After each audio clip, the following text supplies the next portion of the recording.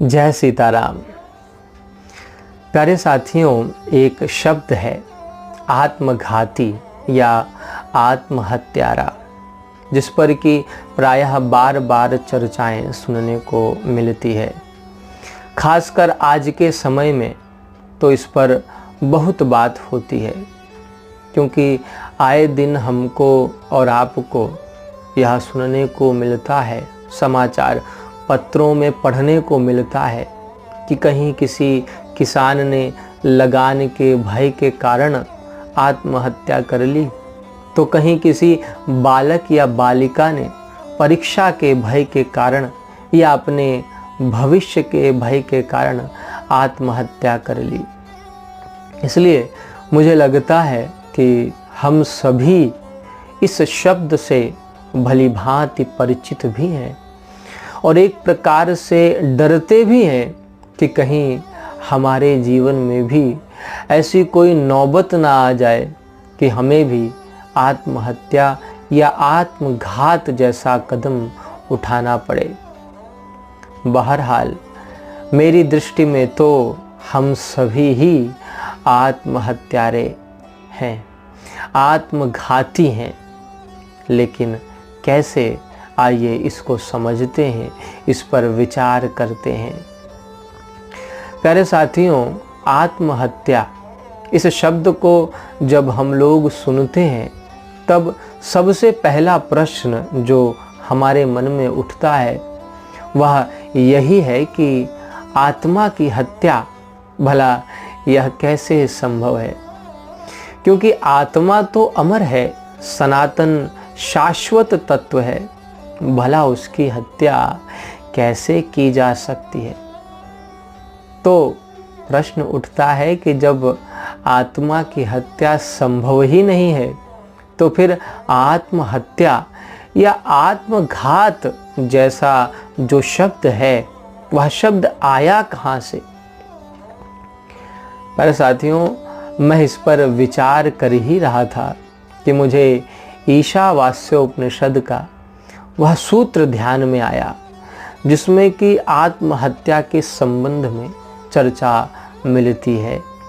वह सूत्र है कि असुर्या नाम ते लोका अंधेन तमसा वृताः तास्ते प्रेत्याभिगच्छन्ति ये के चात्महनो जनाः। यानी कि जो कोई भी आत्मा का हनन करने वाले लोग हैं, आत्महनो जनाः, वे लोग मरने के बाद उन्हें प्राप्त होते हैं। उन्हें माने असुर्या नाम ते लोका, यानी कि असुर संबंधी जो लोग हैं, उन लोगों को जो आत्मा का हनन करने वाले आत्मघाती या आत्महत्यारे होते हैं, वे लोग उन लोगों को प्राप्त करते हैं। तो अब प्रश्न उठता है कि फिर आत्महत्या जो शब्द है उसका जिस अर्थ में आजकल हम लोग प्रयोग करते हैं, क्या उपनिषदों में भी वह शब्द उसी अर्थ में प्रयुक्त हुआ है? क्या उपनिषदों में भी आत्महत्या शब्द का अर्थ वही है जो हम लोग समझते हैं? क्योंकि शरीर और आत्मा तो दो भिन्न वस्तुएं हैं और जैसा कि आप सभी जानते ही हैं कि आत्मा को ना तो कभी मारा ही जा सकता है और ना ही उसकी स्वाभाविक मृत्यु ही संभव है। अच्छा, देह की हत्या तो संभव है और देह की स्वाभाविक मृत्यु भी संभव है, लेकिन देह घाती या देह हत्यारा जैसा जो शब्द है वो प्रचलित नहीं है समाज में, बल्कि प्रचलित है आत्महत्यारा या आत्मघाती। तो ऐसा क्यों? आइए इसको समझने का हम जो है प्रयास करें। प्यारे साथियों, उपनिषदों में और जहाँ कहीं भी इस शब्द का, आत्महत्या शब्द का प्रयोग हुआ है, वहाँ इसका अर्थ शरीर से संबंधित नहीं है, बल्कि वहाँ इसका अर्थ है कि अज्ञानता के कारण अपने स्वरूप का, अपनी आत्मा का तिरस्कार करना, आप देखें कि जो अज्ञानी हैं वे लोग हमेशा ही अपने अज्ञान के कारण जो नित्य सिद्ध आत्मा है उस अपनी आत्मा को वे महत्व ना दे करके केवल और केवल अपने शरीर को ही महत्व देते हैं, उसी के रख रखाव में और उसी को सजाने में लगे रहते हैं।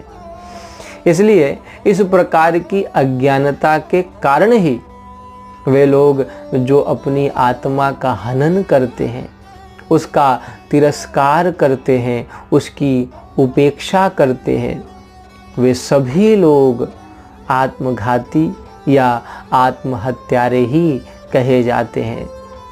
तो मुझे लगता है कि इस दृष्टि से प्यारे साथियों अब आप विचार करें कि हमारी और आपकी क्या स्थिति है। हम लोग आत्महत्यारे हैं या नहीं, यह मैं आप लोगों पर ही छोड़ता हूँ। आप लोग विचार करें। प्यारे साथियों, आए दिन आजकल बच्चों के मरने की खबर समाचार पत्रों में जब मैं पढ़ता हूँ, किसानों के आत्मघात का, आत्महत्या की खबर जब मैं पढ़ता हूँ तो सुनकर बड़ा ही दुख होता है। और केवल मुझे ही नहीं, हम सबको दुख होता है, पीड़ा होती है। प्यारे साथियों, यह शरीर जो हर प्रकार के भय से मुक्त होकर सदा के लिए मस्त हो जाने के लिए मिला है, आत्म आनंद में लीन हो जाने के लिए मिला है, उसका उपयोग हम किस प्रकार कर रहे हैं। अरे जीवन में मुश्किलें और समस्याएं तो हमेशा रहेंगी, उनसे डरना कैसा। आप सभी, हम सभी ईश्वर के अंश हैं, उसका तेज हमारे भीतर समाहित है, भला हमको कैसे कोई भयभीत कर सकता है। प्यारे साथियों, सच बात तो यह है कि हम लोग अपनी वासनाओं के गुलाम हैं, इसलिए डरते हैं। डरने का यही कारण है, क्योंकि हम अपनी इच्छाओं के गुलाम हैं, क्योंकि हम अपनी वासनाओं के गुलाम हैं, इसीलिए हम डरते हैं। लेकिन जिस दिन हम लोग राम जी के गुलाम बनेंगे ना, उस दिन मेरा विश्वास है कि हर प्रकार के भय से हम लोग मुक्त हो जाएंगे और सदा के लिए मस्त हो जाएंगे। प्यारे साथियों, मेरा आप सभी से अनुरोध है कि आप सभी अपने जीवन को ईश्वर से जोड़ें, अपने बच्चों के जीवन को ईश्वर से जोड़ें, क्योंकि ईश्वर वह सकारात्मक ऊर्जा है जो आपको हमेशा हर प्रकार की नकारात्मकता से बचा कर रखेगा। उससे लड़ने की, जूझने की शक्ति आप लोगों को प्रदान करेगा।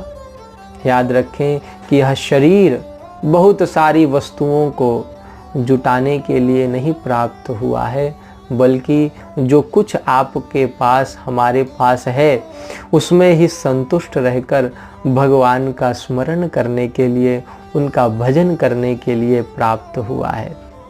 क्योंकि एक वही है जो कि हमारे और आपके साथ जाएगा, और ये वस्तुएं, ये तो यहीं छूट जाएंगी।